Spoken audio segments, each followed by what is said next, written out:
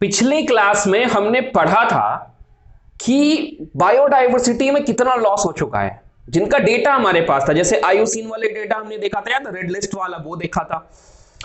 फिर हमने बोला कि भाई ऐसा है कि क्या कोई ऐसे स्पीसीज हैं जो कि ज्यादा खतरे के नजदीक है खत्म होने के, तो उनके बारे में बात किया था, एम्फीबियंस के बारे में। फिर हमने बात किया था कि ये जो बायोडायवर्सिटी खत्म हो रही है उसका कारण क्या है। तो 4 एवल क्वाड्स हमने देखे थे, करेक्ट। इस पे हमने बहुत सारे सवाल भी किए, एमसीक्यू किया, पीवाईक्यू किया, बोर्ड्स वाले किए, एक्सरसाइज किया एनसीईआरटी का। आज हम बात करेंगे सबसे पहला लेक्चर। अब हमारा जो अब यहां से स्टार्ट होगा ना, 2 लेक्चर लगेंगे, आपके चैप्टर हो जाएंगे कंप्लीट। इन 2 लेक्चर में पहला लेक्चर आपका जो आ रहा है, जो आज अभी स्टार्ट हो रहा है, वो है कि हमको बायोडायवर्सिटी क्यों बचाना चाहिए, हमारा फायदा क्या है बायोडायवर्सिटी को बचाने का, ठीक है। और इसका नेक्स्ट लेक्चर जब आएगा तो उसमें हम पढ़ेंगे कि हम बायोडायवर्सिटी कैसे बचा सकते हैं, ठीक है। मतलब मेथड क्या है बायोडायवर्सिटी को बचाने का, जो स्पीसीज खत्म हो रही है उनको कैसे बचाया जा सकता है, उसका मेथड पढ़ेंगे, ठीक है। तो आज की क्लास में मैं आपको बायोडायवर्सिटी कंजर्वेशन में पढ़ाऊंगा कि हमें बायोडायवर्सिटी क्यों बचाना है, ठीक है। ये पढ़ा दूंगा, खत्म हो जाएगा। इसका बोर्ड्स वाला क्वेश्चन और इसके आधार पे अगर एनसीईआरटी में कोई सवाल है वो, और एक्सपेक्टेड नीट का सवाल या फिर नीट का कोई सवाल अगर आया है तो वो हम लास्ट में करेंगे। मतलब इन दोनों लेक्चर का मतलब इस लेक्चर का जो क्वेश्चन जो भी होता है ना, लास्ट में जो क्वेश्चन करते हैं, तो इस लेक्चर का जो भी क्वेश्चन होगा वो हम नेक्स्ट लेक्चर के लास्ट में करेंगे, सबको इंक्लूड करके, ठीक है। तो आज सिर्फ हमें पढ़ना है, आज कोई क्वेश्चन नहीं होगा आपके पास। नेक्स्ट लेक्चर में इस लेक्चर का भी और नेक्स्ट लेक्चर का भी मिला के होगा, करेक्ट। तो क्या पढ़ना है हमें पढ़ना है biodiversity conservation. Why should we conserve biodiversity, भाई बायोडायवर्सिटी हमको क्यों बचाना है। तो हमने बोला हमारे पास 3 पर्पस हैं, ठीक है। तीनों इंपॉर्टेंट हैं। कौन कौन से हैं? पहला तो भाई तू अपने बारे में सोच, तू अपने बारे में सोच कि हमको क्या मिलता है बायोडायवर्सिटी से। अगर मैं फॉरेस्ट को बचाऊं तो उससे हमको क्या हासिल होगा, सबसे पहले तो आपको यह जानना है, ठीक है। दूसरा क्या है? दूसरा ये देखिए ये बायोडायवर्सिटी पूरी दुनिया को क्या दे रही है, अगर वो नहीं होगा तो हमारा कितना नुकसान है वो देख। ब्रॉड वे में सोच, पहला तो तू अपना फायदा सोच, जंगल से लकड़ी मिलता है वो देख, पेड़ों से मेडिसिन मिलता है वो देख, ठीक है। सेकंड, ब्रॉडर पर्सपेक्टिव में सोच कि ऑक्सीजन जो फ्री है वो मिल रहा है ना, और जो हम खेतों में फसल लगाते हैं उसको पॉलिनेशन करता है, कौन करता है भाई, तो एनिमल्स करते हैं। तो ब्रॉडर पर्सपेक्टिव में सोच। और तीसरा आप सोचो मोरल वैल्यू दो, ठीक है। आप नैतिकता की बात सोचो कि भाई ऐसा है कि धरती सिर्फ हमारी थोड़ी है, सबकी है ना, तो उनका भी उतना ही वैल्यू है जितना हमारा वैल्यू है, ठीक है। जो इस हमारा एक इंट्रांसिक वैल्यू है ना, हमारा अपना एक वैल्यू है, तो सिर्फ हम रहें ये गलत है ना यार। सबका उतना ही अधिकार है जितना तुम्हारा इस धरती पे अधिकार है। अगर सिर्फ तुम्हारा अधिकार होता, सिर्फ तुम ही इस धरती पे रहने वाले होते, तो ऊपर वाला बाकी किसी को बनाता ही नहीं। अगर ऊपर वाले ने सबको बनाया है तो उसका सिंपल सा मतलब है कि सबका उतना ही वैल्यू है जितना आपका वैल्यू है। तो मोरल वैल्यू, मोरल ड्यूटी देखो अपनी क्या है, ठीक है। और हमारी ड्यूटी ये भी है कि अगर हमको अपने आने वाले जनरेशन से ये बायोडायवर्सिटी मिला है तो कहीं ना कहीं हमारी ड्यूटी है कि हम इस बायोडायवर्सिटी को अच्छे से संभालें और अपने नेक्स्ट जनरेशन को पास ऑन करें, ठीक है। क्योंकि हमको भी अपने पूर्वज से मिला है तो हम अपने आने वाले फ्यूचर को पास करें, ये हमारी मोरल ड्यूटी थी। तो बेसिकली अगर मैं बात करूं तुमसे कि हमें बायोडायवर्सिटी क्यों कंजर्व करना है, तो भैया 3 कारण आएंगे। कौन कौन से आएंगे? सबसे पहला आता है नैरो यूटिलिटेरियन, ठीक है। नैरो यूटिलिटेरियन, ठीक है। मतलब ये कि आप नैरो वे लेके चलो, ठीक है, नैरो सोच लेके चलो कि हमको क्या मिलता है। दूसरा है ब्रॉडली यूटिलिटेरियन, मतलब आप ब्रॉड वे में सोचो कि भाई देखो सबको क्या क्या मिल रहा है यार, नहीं होगा तो कितना नुकसान होगा हमारा, ये देखो। और लास्ट है इथिकल, मतलब नैतिकता की बात सोचो, मोरल ड्यूटी अपनी संभालो कि किसी को खत्म कर देना इट इज नॉट राइट, ये सोचो आप, करेक्ट। तो एक एक करके पढ़ते हैं भाई क्या है। The narrow utilitarian argument for conserving biodiversity are obvious. Human derive countless direct economical benefit from nature: food, cereals, pulse, fruit, firewood, fiber, construction material, industrial product, tannin, lubricant, dye, resin, perfume and product of medicinal important. उसने बोला क्या कि जब आप narrow वे में सोचोगे, कैसे सोचोगे, जब आप नैरोली सोचोगे, नैरो वे में सोचोगे, तो आप ये देखो कि ऑब्वियस सी बात है, ह्यूमन जो है डिराइव करता है काउंटलेस, अनगिनत डायरेक्ट फायदे हैं हमको, किससे? नेचर से। क्या है भाई? तो नेचुरल फूड मिलता है, दालें मिलती हैं यार, पल्सेस मिलती हैं, सीरल अनाज मिलता है, दाल मिलती है, फ्रूट मिलता है। कौन देता है? नेचर देती है, प्रकृति देती है। फायरवुड मिलता है, फाइबर मिलता है भाई, जिससे घर वर बनाते हो, कंस्ट्रक्शन मटेरियल मिलता है भाई, टैनिन मिलता है, लुब्रिकेंट मिलता है, डाई मिलता है, रेजिन मिलता है, परफ्यूम मिलता है। कहां से मिलता है? सारा का सारा तो हम वहीं से लेते हैं, अपने पेड़ पौधों से ही ले पाते हैं। करेक्ट? पेड़ पौधे, मिट्टी, इन सबसे ले पाते हैं। तो ये हमारा डायरेक्ट फायदा है।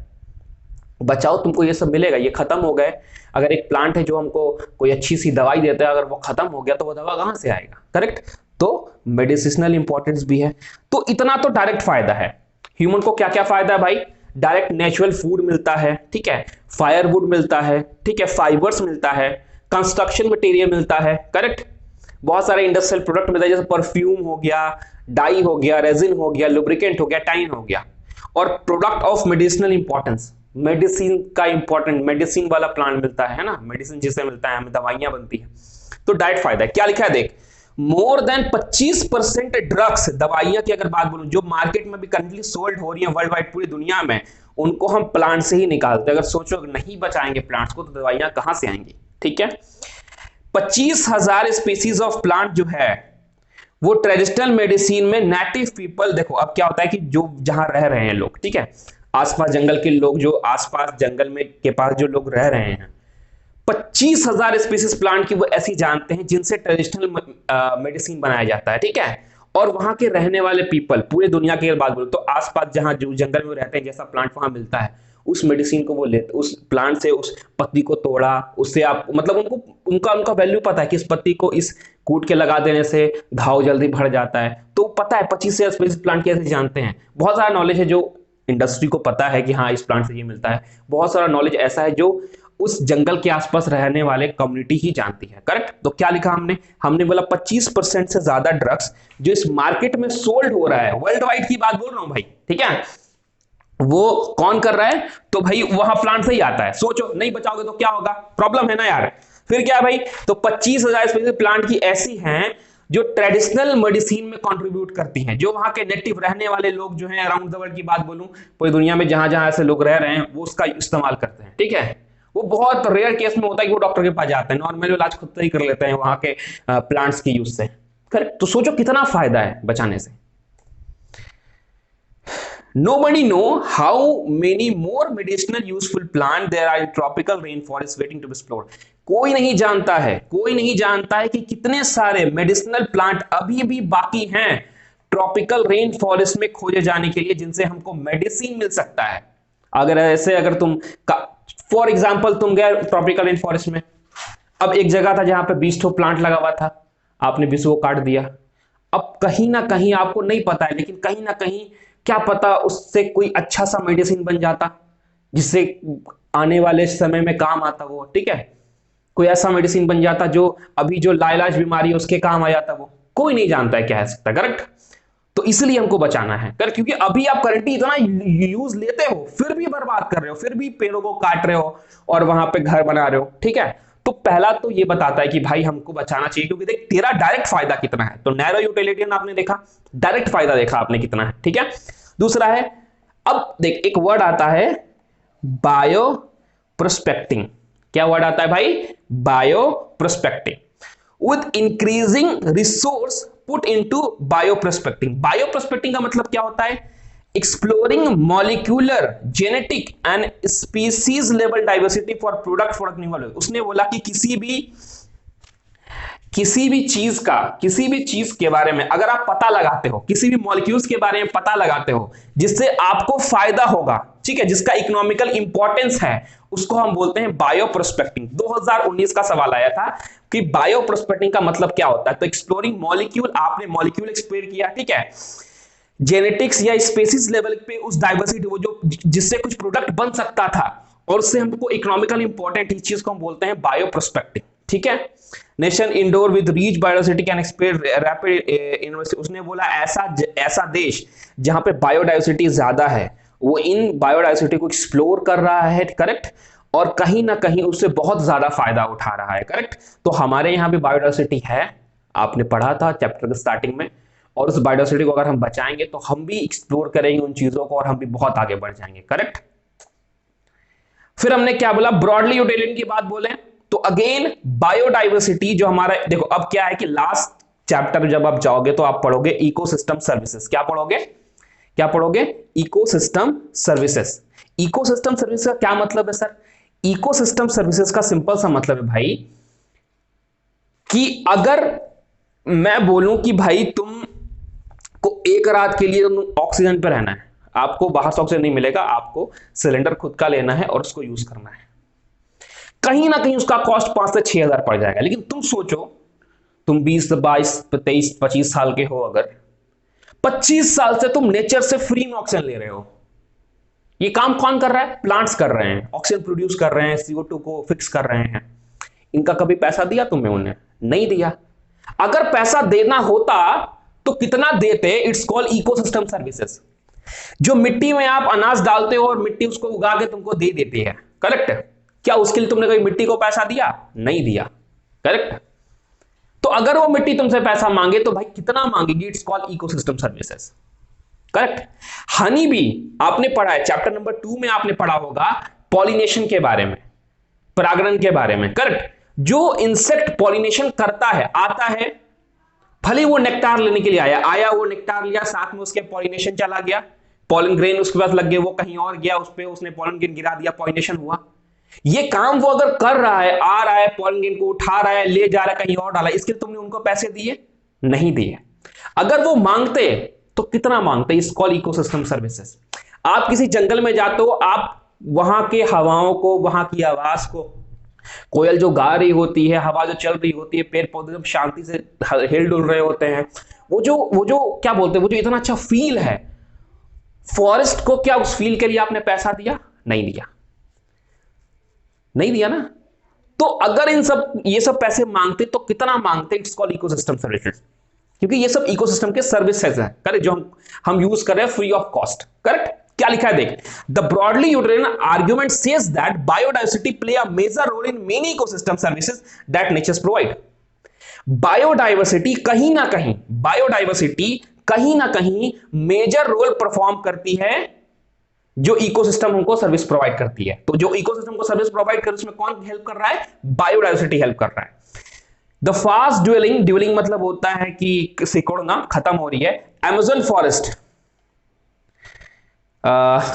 estimated to produce through photosynthesis 20% of total oxygen in the earth। इस अर्थ एटमॉस्फेयर पे जितना भी ऑक्सीजन है भाई, 20% ऑक्सीजन कौन प्रोवाइड करता है? Amazon rain forest. हम उसको छोटा करते जा रहे हैं। 20% भारी अमाउंट होता है यार, समझ आ रहा है? तो ये ब्रॉडर वे में आप सोचो, ठीक है। फिर क्या लिखा हुआ है, क्या आप इकोनॉमिकल वैल्यू पुट कर सकते हो? सर्विस लगाओगे, बहुत बहुत ज्यादा आ जाएगा कॉस्ट। तो can we put an economical value on this services by nature? नहीं पुट कर सकते यार। क्या मतलब, अगर पुट करोगे तो बहुत बड़ा वैल्यू आ जाएगा।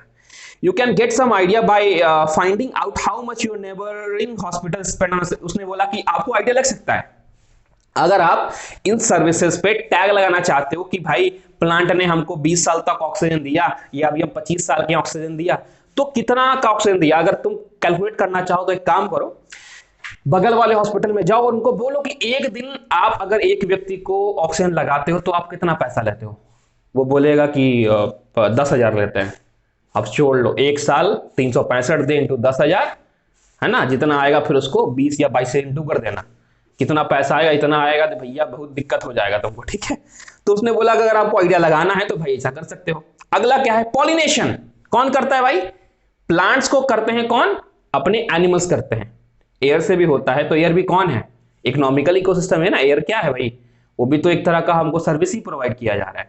वाटर से हो जाता है ना। तो ये जो हो रहा है ये भी एक सर्विस ही है, पॉलिनेशन। अगर आप एक काम करो, आप ना एक काम करो, जैसे आर्टिफिशियल पॉलिनेशन होता है ना, आर्टिफिशियली हमने क्या था कि हमने क्या किया, अपना प्लांट था हमारा, हमने उसके मेल पार्ट को कट करके हटा दिया, फीमेल पार्ट को फिर बैक कर दिया, फिर आपने पॉलन ग्रेन लेके आए, उसके बाद आपने बैक को खोला और फीमेल वाले पे छिड़क दिया, फिर दोबारा बैक कर दिया, तो पॉलिनेशन हो गया।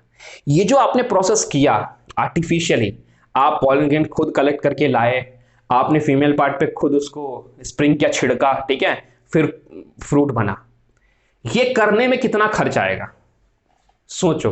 अगर तुमने 50 लाख प्लांट लगाया है, गेहूं का या बाजरा का, मक्का का, जिसका भी, करके देखना कितना टाइम कंज्यूम होगा और कितना पैसा खर्च होगा।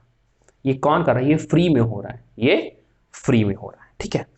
तो pollination without which plant can not give us fruit और सीड, पॉलिनेशन जिसके बिना प्लांट हमको फ्रूट या सीड नहीं दे सकता है, ये भी एक सर्विस ही है। इकोसिस्टम प्रोवाइड करता है किसके थ्रू? पॉलिनेटर के थ्रू। पॉलिनेटर कौन कौन हो सकते हैं? बीज होती है, बम्बल बीज हो सकते हैं, बर्ड्स, बैट, ये सब क्या करते हैं? पॉलिनेशन करते हैं। इसको कभी आपने पैसा नहीं दिया, ठीक है। ये क्या, कौन सी सर्विस? ये इकोसिस्टम सर्विसेज है भाई, समझ में आ रहा है? What will be the cost of accomplished pollination without, उसने बोला अगर आप इन पॉलिनेटर की मदद ना लो, खुद से पॉलिनेशन करो, तो क्या कॉस्ट आएगा? बहुत बड़ा कॉस्ट आ जाएगा भाई। मैंने आपको बताया ना कितना लंबा चौड़ा प्रोसेस है, टाइम कंज्यूमिंग है, प्लस आप जिससे करवाओगे, आप तो खुद तो करोगे नहीं, जिससे करवाओगे वो पैसा लेगा आपसे। तो ये चीज है। तो इसके लिए अपनी बायोडाइवर्सिटी को बचाओ, ठीक है, समझ आया? इकोसिस्टम में जो बहुत सारे स्पीसीज है उनको बचाओ ताकि वो आपके काम आ सके, और काम आ रहे हैं और फिर आप उनको नष्ट कर रहे हो, करेक्ट। फिर क्या है? They are other intangible benefit that we derive from nature, the aesthetic pleasure of walking through they. उसने बोला आपको कितना अच्छा फील होता है जब आप घूमते हो, स्प्रिंग के मौसम में फ्लावर को ब्लूम करते हुए देखते हो, ठीक है, walking up to Bulbul song in the morning, जब बुलबुल सॉन्ग करती है कितना अच्छा फील होता है आपको। ये भी तो बेनिफिट ही है, अच्छा फील होना, आपको अच्छा महसूस होना। इसके लिए कभी प्राइस दिया आपने? कभी नहीं दिया। तो उसका प्राइस बस इतना सा वो मांग रहा है कि आपको वो इतना अच्छा प्रोडक्ट दे रहा है, इतना अच्छा फील दे रहा है, इतना अच्छा सब कुछ कर रहा है आपके लिए। आपके लिए बस इतना काम है कि आप क्या करो, उसको बस बचाओ, कंजर्व करो, ठीक है। आप अपनी नीड पूरी करो, अपनी ग्रीड पूरी ना करो, बस, ठीक है। तो उसके बाद क्या क्या आप इन सब चीजों पे क्या बताए? कोई प्राइस टैग नहीं है, करेक्ट। आपको अच्छा फील करने के लिए आप 3 घंटे जाते हो मूवी देखने, हो 500-1000 लग जाता है, ठीक है। और ये आप बैठो, आपको कभी प्लांट किस, कभी आप गए फॉरेस्ट में, आपको कभी नहीं कहा प्लांट ने कि भाई पैसा दे इतनी देर का तो बैठ के रखे, कभी नहीं। जितनी देर बैठोगे उतना अच्छा फील होगा। तो इन फील के लिए आप उनको बचाओ, बस वो इतना कह रहे हैं, करेक्ट। अब एथिकल आर्गुमेंट भी है कि बायोडाइवर्सिटी को क्यों मोरल ड्यूटी है हमारी। सिर्फ हम नहीं है, millions of plant, animal, microbe species हमारे साथ इस प्लानेट को शेयर करते हैं। तो हमारी मोरल ड्यूटी है कि हम अपनी वजह से इनको खत्म ना करें, करेक्ट। फिलोसफिकल की बात बोले, स्पिरिचुअल बात बोले, ठीक है। तो हर एक स्पीसीज जो है, एवरी स्पीसीज जो है, उसका अपना इंट्रांसिक वैल्यू है, ठीक है। भले ही आपको उससे फायदा हो या ना हो, लेकिन फिर भी उसकी खुद की तो वैल्यू है ना, उसका खुद का अस्तित्व है, खुद का एग्जिस्टेंस है। ये हमारा क्या बोलते हैं फिलोसफी की अगर हम बात करें तो, ठीक है। तो हमारी मोरल ड्यूटी है कि इन सब चीज का हम टेक केयर करें। और ये जो बायोलॉजिकल लेगेसी हमको मिला है, गुड ऑर्डर में, अच्छे मैनर में हम उनको आने वाले, ऐसा नहीं तोड़ फोड़ के नहीं, अच्छे मैनर में जो हमको अपनी संपत्ति बायोडाइवर्सिटी हमको जो मिली है, हम ऐसा कुछ करें, अच्छे से उसको संभालें और गुड मैनर में अच्छे से अच्छे तरीके से अपने आने वाले पूर्वज को, अपने आने वाले फ्यूचर जनरेशन को पास ऑन करें, ठीक है। तो नेक्स्ट लेक्चर में क्या बात करेंगे? हम बात करेंगे कैसे बचा सकते हैं। अभी तो हमने बात किया कि क्यों बचाना है भाई। तो 3 कारण थे, कौन कौन से? पहला कारण था कि भाई अपने बारे में सोच, क्या क्या मिलता है, दवाई मिलता है, फाइबर मिलता है, कंस्ट्रक्शन का मटेरियल मिलता है, फायरवुड मिलता है, तुमको परफ्यूम मिलता है, डाई मिलता है, ठीक है, मेडिसिन मिलता है, सबसे बड़ा तो मेडिसिन है यार।